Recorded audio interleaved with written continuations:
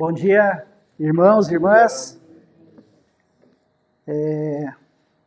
Privilégio estar aqui com vocês hoje, podendo trazer a mensagem, mas também uma grande responsabilidade. Sempre que eu estou na frente, assim, agora há pouco eu estava dando aula, eu fico gelado, fico suando, fico muito nervoso por conta dessa responsabilidade, desse peso de trazer a mensagem do Senhor para a igreja. Dizem que isso é bom, né? Eu não acho. Mas vamos lá. Quero falar com vocês hoje sobre dúvidas. Dúvidas. Você já passou por situações da sua vida em que você procura respostas e você encontra cada vez mais perguntas? Você busca em Deus uma razão para alguma coisa que está acontecendo na sua vida, na sua casa, no seu trabalho, sei lá, na escola, e você não consegue encontrar essa razão, e Deus não te revela, e Deus não te responde. Você já passou por situações assim? Na sua vida? Eu já passei. Na nossa casa, alguns anos atrás, 4 anos mais ou menos, a gente passou por uma situação assim, em que a gente procurava respostas e a gente encontrava cada vez mais dúvidas. E o que a gente faz quando a gente passa por momentos assim? O que a gente faz quando essas dúvidas vão se avolumando da nossa vida, quando elas alcançam a nossa vida assim? O que a gente faz? Que reação a gente tem normalmente nessas situações? Quando eu estava pesquisando para essa mensagem aqui, eu achei 3 respostas para isso. Assim, o que a gente faz quando a gente tem dúvidas? A primeira é ter fé. Quando eu tenho dúvidas e as respostas não vêm, eu preciso ter a fé para me sustentar. A outra é ter dúvidas. As dúvidas vão continuar e eu preciso conviver com elas. Então, essa é a segunda. E a terceira é ter fé com dúvidas. E é sobre isso que eu quero falar com vocês hoje.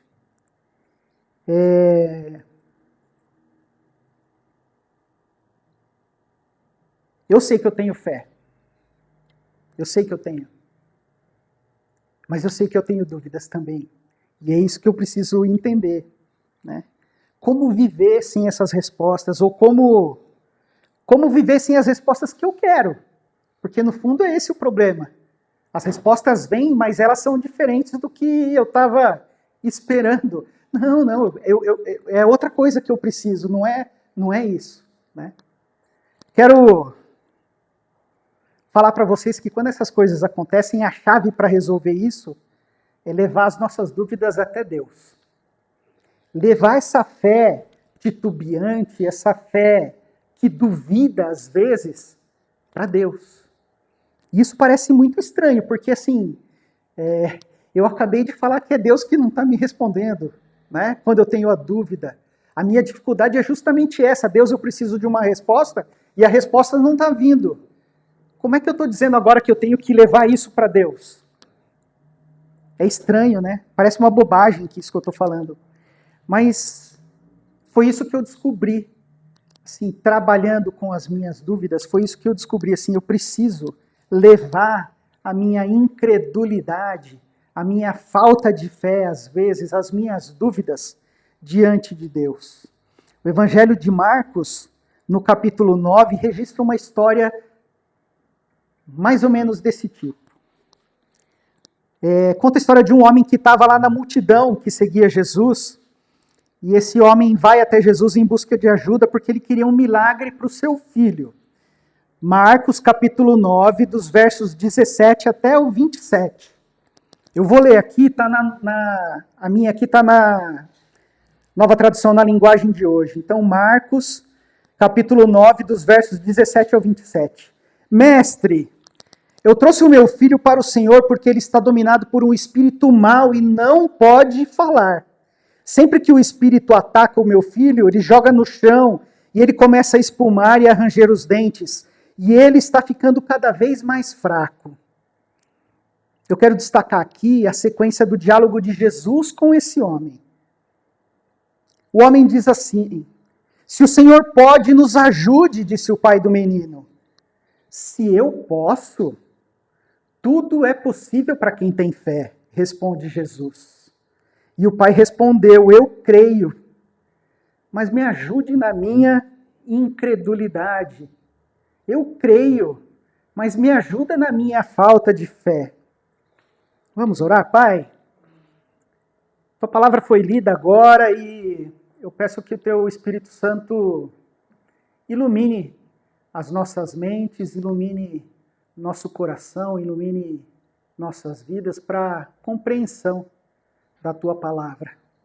Que essa palavra produza transformação nas nossas vidas, Pai, em nome de Jesus. Amém. Eu nunca tinha prestado muita atenção, ou eu acho que eu nunca tinha prestado muita atenção nessa frase final do homem para Jesus. Assim, eu creio, mas me ajude na minha incredulidade, me ajude na minha falta de fé. Aquele homem disse para Jesus mais ou menos algo assim: eu creio, mas eu tenho dúvidas. Eu creio, mas eu continuo duvidando. Eu creio, mas eu continuo inseguro. Eu creio, mas eu preciso do Senhor.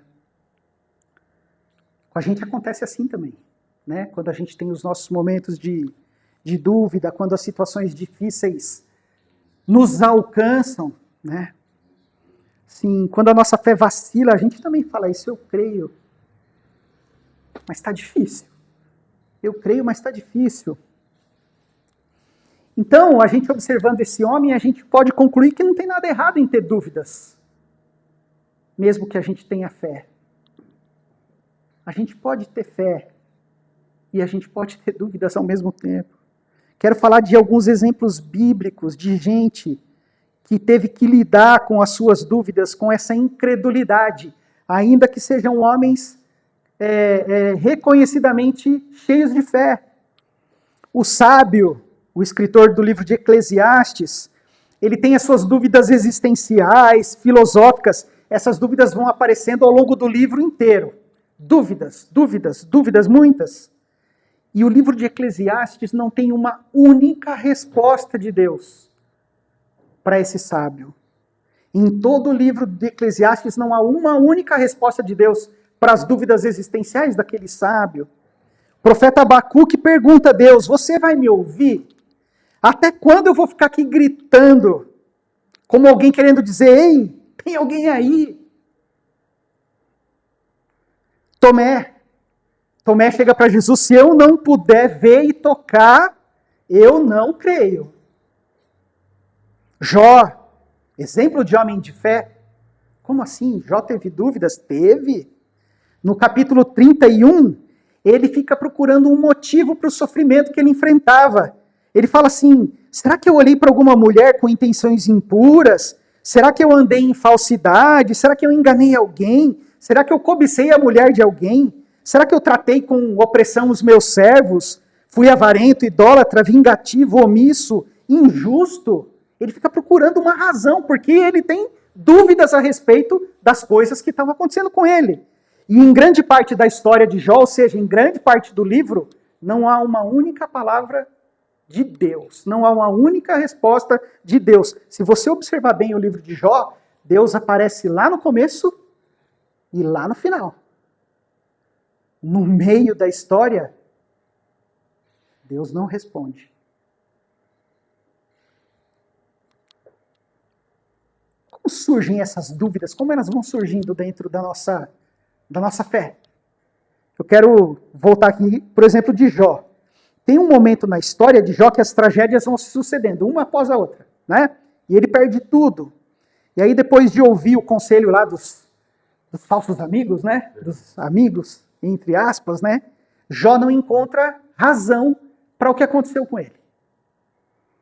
E é nesse ponto da história que Jó tem dúvidas, porque a imagem que ele tinha de Deus deixa de explicar o que estava acontecendo com ele. A ideia que ele tinha de Deus não encaixava com aquela situação que ele estava vivendo. Porque se Deus é bom e justo, como é que eu, um servo piedoso, perdi tudo que eu tinha? Você percebe? A imagem que ele tinha de Deus não encaixa com a realidade que ele estava vivendo. E aí ele tem dúvidas. Então, para nós, as dúvidas surgem assim também. Que Deus é esse que é bom e justo e permite que eu passe por essa situação. Deus não é como eu pensava que ele era? Ou ele não é como eu gostaria que ele fosse? Deus deixa de fazer sentido para nós, porque a nossa realidade deixa de encaixar no padrão que a gente desenhou para Deus. Tem uma coisa boa nisso, que quando essas dúvidas aparecem, a gente também percebe quem a gente é. Quem a gente é. Porque se Deus deixa de encaixar naquele padrão, a gente também percebe que a gente não é o que a gente gostaria. E aí surge o conflito na nossa cabeça. Porque a vida deixa de encaixar no padrão que a gente desenhou. Eu queria que as minhas filhas fossem sempre saudáveis, que nada de mal acontecesse. Eu queria que eu ficasse o tempo todo muito bem empregado, que eu tivesse recursos para sustentar minha casa. Eu queria um monte de coisa. Mas às vezes a realidade é diferente disso. Porque quando está tudo bem, Deus é bom. Quando está tudo bem, Deus se encaixa naquele padrão que a gente desenhou para Ele, de ser bom e justo. Mas quando alguma coisa vai mal, Deus, como assim? Então a gente pode dizer que a dúvida ou a crise de fé surge desse conflito entre expectativa e realidade, né? A gente tem uma expectativa a respeito de Deus e a realidade já não se encaixa mais. Deus não se encaixa no padrão que eu criei para Ele. E aí surge a dúvida. Deus não se encaixa em padrões, gente. E Ele nunca vai se encaixar. Ele é muito maior do que qualquer coisa que a gente possa construir, do que qualquer coisa que a gente possa desenhar. Deus não vai se encaixar nos nossos padrões. E agora, o que eu faço com isso, né? Quando eu percebo que Deus não é como eu pensava, o que eu faço com isso? O que eu faço com as minhas dúvidas agora? Que Deus já não é quem eu pensava que Ele era. Mais uma vez, pesquisando, né, para escrever esse texto aqui, eu percebi 3 coisas que aparecem em praticamente todos os estudos, todos os manuais, assim, podem ter nomes diferentes, mas 3 coisas muito básicas aparecem quando a gente encara esse tipo de situação, assim. E essas 3 coisas não são novidade para nós, assim. Primeira coisa é oração. A gente tem que orar. Como que eu vou orar se eu tenho dúvida? Como que eu vou orar se eu tenho dúvida? A verdade é que você não precisa ter fé para Deus te ouvir. Você simplesmente precisa falar com Ele.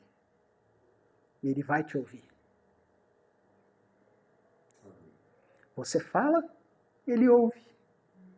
Você pode estar super firme na sua fé. Você pode estar totalmente derrotado. Os salmos estão cheios de orações assim. O salmista acabado, derrotado, e orando a Deus. Outras ele está cheio de fé e louva e agradece e engrandece a Deus. Você não precisa de fé para orar. Você precisa orar. O pai do menino tinha dúvidas, mas ele foi até Jesus. Assim como a gente tem dúvidas e precisa ir até Deus. E ele disse assim: me ajuda na minha falta de fé. E é isso que a gente precisa fazer na nossa oração também. Me ajuda na minha falta de fé. Espírito Santo de Deus, não é assim, quando eu não tenho mais nada para dizer, não é o Espírito que intercede por nós? Com gemidos inexprimíveis. Pai, eu não sei nem o que dizer, mas eu estou aqui. Espírito Santo fala por mim, né?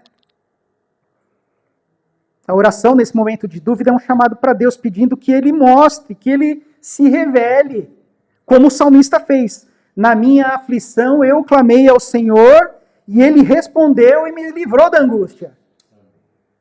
E logo em seguida, no mesmo salmo, ele fala, o Senhor está comigo, e eu não tenho medo. Papa Francisco, né, falecido recentemente, ele tem uma frase interessante, que ele fala assim, que o sopro da fé é a oração.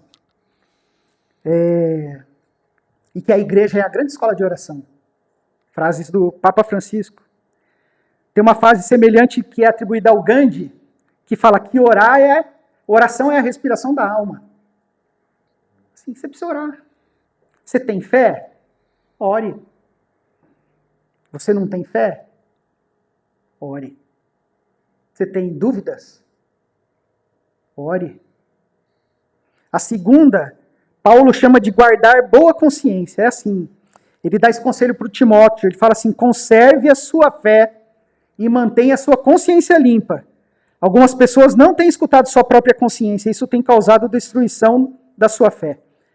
Pastor Hernandes Dias Lopes, ele fala assim sobre esse texto, assim, a boa consciência é a voz interior do homem, no ato de repetir a voz de Deus. É o seu juízo pessoal que apoia o juízo de Deus. É o seu espírito que dá testemunho juntamente com o Espírito de Deus. Então, assim, dentro de nós há o Espírito Santo de Deus, que pode, junto com essa oração, nos ajudar, né? Então, assim, essa boa consciência é formada aqui na igreja, é formada na leitura da Bíblia, é formada nas aulas da escola dominical, é formada na comunhão com os irmãos, é formada no bate-papo, é formada no cafezinho. Essa boa consciência que cresce dentro de nós, assim. Então, e o terceiro é palavra. O terceiro é a palavra de Deus. O terceiro é ler. O terceiro é procurar a resposta. Então, assim, não tem nenhum segredo, né? Oração, palavra, comunhão com os irmãos, práticas espirituais, jejum, contemplação e tantas outras práticas para se aproximar de Deus. Essas coisas vão nos ajudar a ficar firmes na fé, ainda que a gente tenha dúvidas. Paulo fala a Timóteo, algumas pessoas não seguem esse conselho e tiveram a sua fé destruída. É isso que Paulo fala para o Timóteo. Outras tradições dizem que essas pessoas naufragaram na fé por não seguir esses conselhos simples. Quando você tem dúvidas, ore, leia a Bíblia, procure um irmão. Outra coisa que eu queria falar com você, sim, a gente precisa viver a nossa fé e desfrutar da nossa fé. Mas a gente precisa viver a nossa dúvida quando ela acontecer. Capítulo 14 do Evangelho de Mateus conta a história de Pedro andando sobre as águas. A gente aprende essa história desde criancinha, né? Para aqueles que, como eu, estão na igreja desde sempre, né?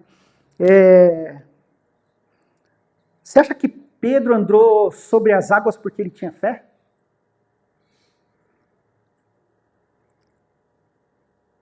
Eu acho que o Pedro era mais um da turma do eu tenho fé, mas tenho dúvida. Eu tenho fé, mas me ajuda na minha incredulidade. Porque a frase que Pedro diz é assim, ó, se é você, Jesus, manda que eu ande sobre as águas. Lembram-se? Quando eles viram, eles achavam que era um fantasma que estava vindo sobre as águas. O Pedro não tinha certeza.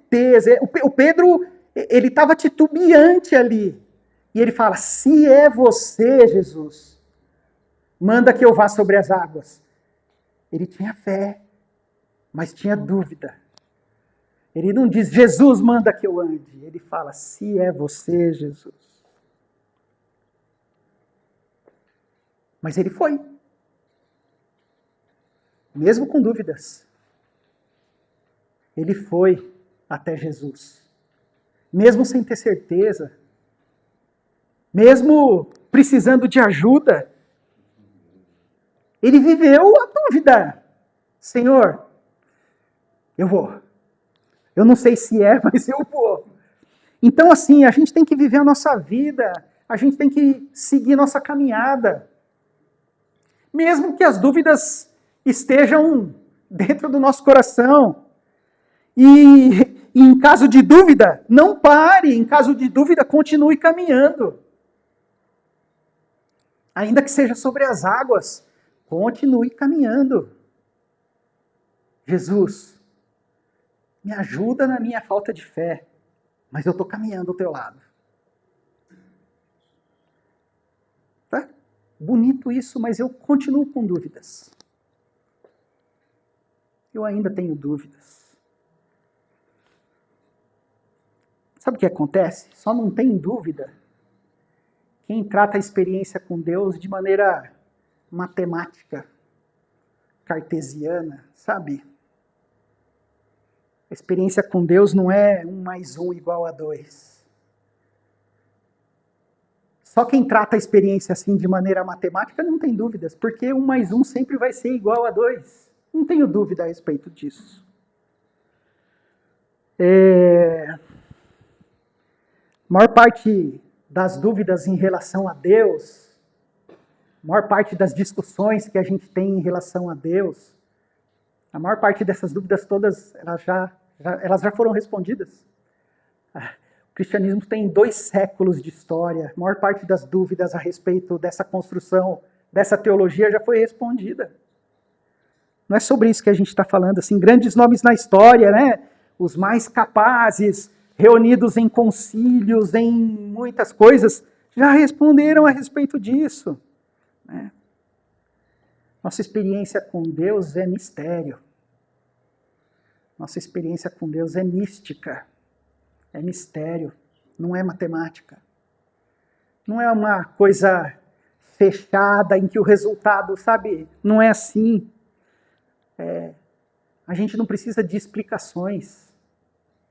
A gente não precisa de explicações. A gente não precisa de algo lógico, algo que funcione, algo que dê certo. Não é sobre isso que a gente está falando. A gente está falando de experiência. A vida com Jesus é experiência. A vida com Deus é experiência. Não é matemática. E é por isso que a gente tem dúvida, porque a gente está caminhando e a gente não, assim, tá. A gente quer saber do próximo passo, né? A gente quer saber o que tem adiante. Experimenta. Faça como Pedro, experimenta. Vai, anda sobre as águas. Né? Tem um cara chamado, assim, Alistair McGrath, é um teólogo irlandês, e ele escreveu um livro chamado Como Lidar com a Dúvida. E ele, nesse livro, ele tenta colocar assim, o lugar da dúvida no nosso relacionamento com Deus. Ele fala assim, duvidar significa fazer perguntas e ainda mais, uma oportunidade para crescer na fé e no conhecimento de Deus. Ele fala assim, ó, imagine que você vai a uma festa e lá você se interessa por uma pessoa. Vocês começam a conversar e marcam de se encontrar no dia seguinte. Como você irá a esse encontro? Cheio de certezas ou cheio de dúvidas? Será que ela gosta de comida japonesa? Ou seria melhor uma pizza? A dúvida é parte do relacionamento. A dúvida é parte do processo de conhecimento. Porque se não houver dúvida, é porque não há interesse. Se não houver dúvida, tanto faz se ela gosta de sushi ou de pizza. Percebe a diferença da dúvida, do interesse num relacionamento? A dúvida nos mostra quem Deus é porque nos instiga a conhecê-lo. Quando Deus não responde, eu quero encontrar, eu quero Deus, né? A dúvida tem que nos levar a um relacionamento mais profundo com Deus. O problema é que, às vezes, isso não é suficiente para nós, porque a gente quer, na verdade, a resposta. A gente não quer relacionamento. Nas nossas crises de fé, as nossas perguntas, aquelas mais particulares, por que comigo, assim? As perguntas mais pessoais, a gente quer resposta para isso. A gente não quer relacionamento com Deus. Então, enquanto a gente vai caminhando nesse relacionamento com Deus, nós passamos a conhecê-lo mais, conhecê-lo melhor, Algumas dessas questões são respondidas, mas outras não são e nunca serão respondidas. Jó tinha muitas dúvidas, muitas dúvidas. Deus respondeu? Deus não respondeu. Aliás, Deus fez outras perguntas para Jó. Né? Lá no final do livro, se você ler com calma, capítulos 38, 39, 4 capítulos, 38, 39, 40 e 41. Sabe o que Deus responde para Jó? 70 perguntas para Jó. Quando Deus questiona a razão do sofrimento, Deus devolve para ele 70 perguntas do tipo: onde é que você estava quando eu criei? Né? Jesus teve dúvidas. Quando ele estava lá na cruz, ele pergunta: Deus, por que você me abandonou? Dúvida. Por que você me abandonou? O texto diz que Jesus gritou bem alto, citando o Salmo 22. Esse trecho é do Salmo 22, né? Meu Deus, por que me abandonaste? E Deus não respondeu a Jesus na cruz. As nossas perguntas podem não ter resposta. Algumas nunca terão. O mais incrível é que nem na cruz nós encontramos respostas. Sim, a cruz não vai te responder porque você foi demitido, por que seu filho está doente, por que seu filho morreu, por que seu casamento acabou. Jesus não teve respostas na cruz e, às vezes, a cruz também não nos dá respostas que nós queremos. E é difícil pensar nisso. Nem na cruz nós encontramos respostas. Sabe por quê? Porque a cruz não é lugar para resposta. A cruz é lugar para esperança. A cruz é lugar para esperança. Esperança que vai além de todas as nossas dúvidas. Esperança de uma vida eterna. Né? Porque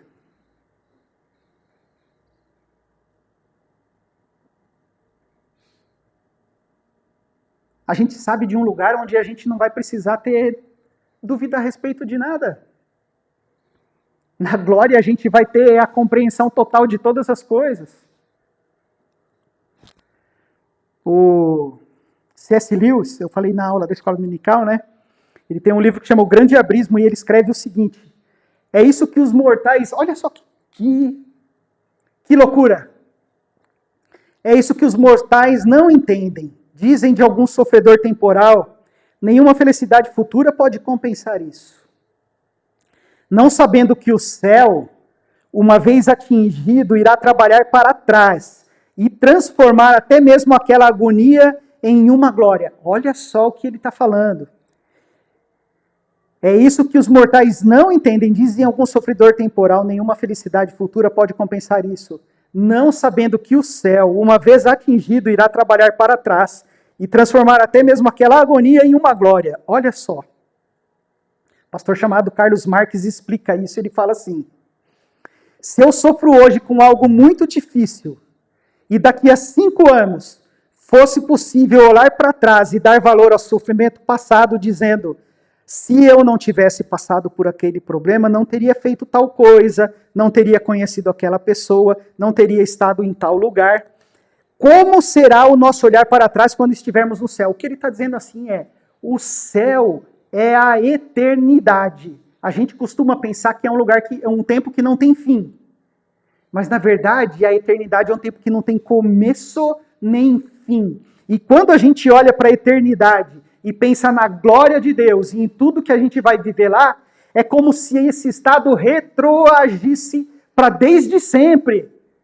Quando ele fala que lá não vai ter dor, não vai ter morte, não vai ter sofrimento, ele está falando de eternidade. Ele não está falando de futuro. Percebe o que ele está falando aqui? Toda a nossa dúvida, todo o nosso sofrimento aqui, não vai ter nenhum sentido.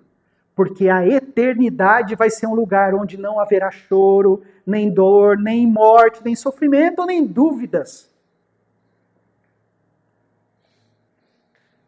Quando estivermos no céu e olharmos para a nossa vida terrena, em seus momentos mais terríveis de dúvida, sofrimento e dor, veremos tudo a partir de uma nova consciência, cheia da glória de Jesus Cristo e da presença de Deus.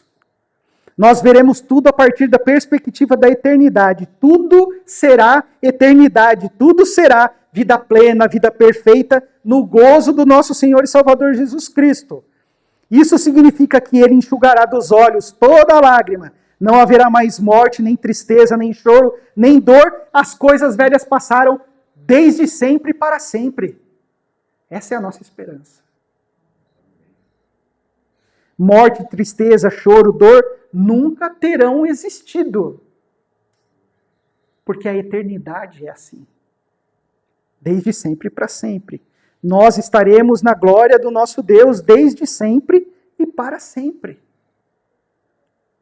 Então o C.S. Lewis era muito louco, mas ele tem razão.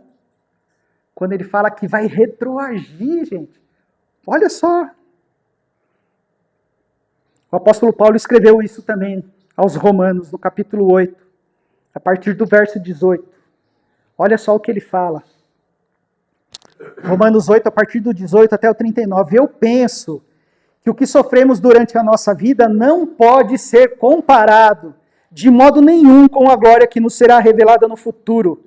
O universo todo espera com muita impaciência o momento em que Deus vai revelar o que os seus filhos realmente são, pois o universo se tornou inútil, não pela sua própria vontade, mas porque Deus quis que fosse assim. Porque existe esta esperança. Um dia o próprio universo ficará livre do poder destruidor que o mantém escravo e tomará parte da gloriosa liberdade dos filhos de Deus. Pois sabemos até agora o universo todo geme e sofre como uma mulher que está em trabalho de parto. E não somente o universo, mas todos nós que temos o Espírito Santo como o primeiro presente que recebemos de Deus. Nós também gememos dentro de nós mesmos, enquanto esperamos que Deus faça com que sejamos seus filhos e nos liberte completamente. A dúvida deve estar no meio desse gemido. Pois foi por meio da esperança que fomos salvos. Mas se já estamos vendo aquilo que esperamos, então isso não é mais esperança. Pois quem fica esperando por alguma coisa que está vendo? Porém, se estamos esperando alguma coisa que ainda não podemos ver, então esperamos com paciência.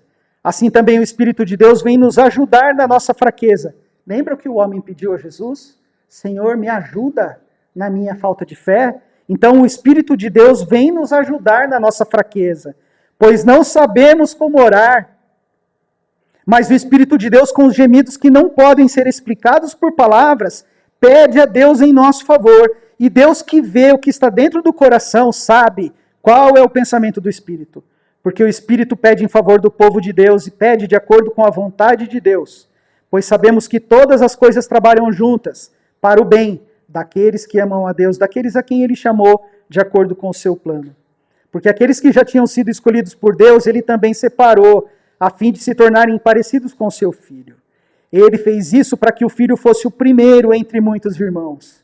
Assim Deus chamou os que havia separado. Não somente chamou, mas também aceitou. E não somente aceitou, mas também repartiu a sua glória com eles. Diante de tudo isso, o que mais podemos dizer? Se Deus está do nosso lado, quem poderá nos vencer? Ninguém.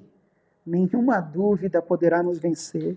Porque Ele nem mesmo deixou de entregar o seu próprio Filho, mas ofereceu por todos nós. Se Ele nos deu o seu Filho, será que não nos dará também todas as coisas? Quem acusará aqueles que Deus escolheu? Ninguém. Porque o próprio Deus declara que eles não são culpados. Será que alguém pode condená-los? Ninguém. Pois foi Jesus quem morreu, ou melhor, quem ressuscitou, e está à direita de Deus. E Ele pede a Deus em favor de nós. Então, quem pode nos separar do amor de Cristo? Serão os sofrimentos, a dificuldade, a perseguição, a fome, a pobreza, o perigo ou a morte? Ou alguma dúvida? Como dizem as Escrituras, por causa de ti estamos em perigo de morte o dia inteiro, somos tratados como ovelhas que vão para o matadouro. Em todas essas situações, temos a vitória completa por meio daquele que nos amou. Pois eu tenho a certeza de que nada pode nos separar do amor de Deus. Nem a morte, nem a vida, nem os anjos, nem as outras autoridades ou poderes celestiais, nem o presente, nem o futuro, nem o mundo lá de cima, nem o mundo lá de baixo. Em todo o universo, não há nada que possa nos separar do amor de Deus que é nosso por meio de Cristo Jesus, o nosso Senhor. Nada pode nos separar do amor de Deus. Nenhuma dúvida que esteja nos nossos corações pode nos separar do amor de Deus. A nossa fé vacilante não nos separa do amor de Deus. Nenhuma das nossas dúvidas nos separa do amor de Deus. Grandes homens e mulheres ao longo da história, ao longo do tempo, ao longo da caminhada na igreja, passaram por crises de fé. Mas as crises sempre se revelam em oportunidade de crescimento para a gente. Você se lembra dos personagens que eu citei lá no começo da história, né? Os personagens bíblicos? Todos eles terminaram as suas histórias conhecendo a Deus mais profundamente. E confessando Deus de uma maneira muito mais verdadeira. Jó termina a sua história dizendo assim: eu reconheço que para ti nada é impossível, que nenhum dos teus planos pode ser frustrado. É que eu falei de coisas que eu não compreendia, coisas que eram maravilhosas demais para mim e que eu não podia entender. Antes, eu te conhecia só por ouvir falar, mas agora eu te vejo com os meus próprios olhos. O sábio de Eclesiastes, ele termina dizendo assim: de tudo que foi dito, a conclusão é essa: tema a Deus, obedeça aos seus mandamentos, porque foi para isso que fomos criados. Tomé, né, o padrão da dúvida, né? Tomé foi o primeiro discípulo a reconhecer Jesus e a louvar Jesus quando ele estava ressuscitado. O Evangelho de João, capítulo 20, dos versos 27 e 28, diz assim: então Jesus dirigiu-se a Tomé, dizendo: veja as minhas mãos e ponha o seu dedo nelas. Estenda a mão e ponha no meu lado. Pare de duvidar e creia. E Tomé confessa a Jesus e diz assim: meu Senhor e meu Deus. O profeta Abacuque, ele nos dá uma das mais belas declarações de fé já escritas em toda a história. Ele fala assim, ele estava passando um momento difícil, e ele fala assim: ainda que as figueiras não produzam frutas, e as parreiras não deem uvas, ainda que não haja azeitonas para apanhar, nem trigo para colher, ainda que não haja ovelhas nos campos, nem gado nos currais, mesmo assim, eu darei graças ao Senhor e louvarei a Deus, o meu Salvador. O Senhor Deus é a minha força. Quero terminar com uma citação do pastor Tim Keller, pastor presbiteriano dos Estados Unidos, um grande teólogo, né, dos nossos tempos, faleceu recentemente. Ele diz assim: Jesus não veio para nos dar as respostas às questões mais difíceis da nossa vida. Jesus veio para ser a resposta. Jesus é a resposta para as nossas dúvidas, para todas elas. Então, faça como João. Ainda que você tenha dúvidas, vá até Jesus. Vá até Jesus e peça como aquele homem: Jesus, me ajuda aqui na minha dúvida, me ajuda na minha falta de fé. Creia nisso, Ele vai te ajudar, Deus vai te abençoar, em nome de Jesus. Vamos orar? Pai, obrigado pela Tua palavra. Eu peço que ela produza transformação nas nossas vidas. Que nos momentos de dúvida, nos momentos que a nossa fé vacila, nos momentos em que a gente procura resposta e não encontra, nos momentos que a gente se apega em tantas coisas que não são as Tuas coisas, Pai, os Teus caminhos, a Tua palavra, peço que o Teu Santo Espírito nos ajude nessas horas, Pai, que o Teu Santo Espírito conduza ao nosso caminhar e que a gente compreenda que Jesus é a resposta para todas as nossas dúvidas, Jesus é a resposta para toda a nossa ansiedade. Jesus é a resposta para tudo que a gente quiser conhecer, Pai. E que a gente, de verdade, descanse nessa esperança que o Senhor dá para nós de um futuro ao lado do Senhor, na glória, onde não haverá mais dor, onde não haverá mais tristeza, onde não haverá mais morte. Nós gozaremos para sempre da Tua glória, da Tua presença nas nossas vidas, Pai. Então, vai aumentando em nós essa esperança, Pai, para um dia estarmos juntos na glória com o Senhor. Nos dê um restante de dia cheios da Tua presença também, Pai, uma semana abençoada e continua livrando de todo o mal, em nome de Jesus. Amém.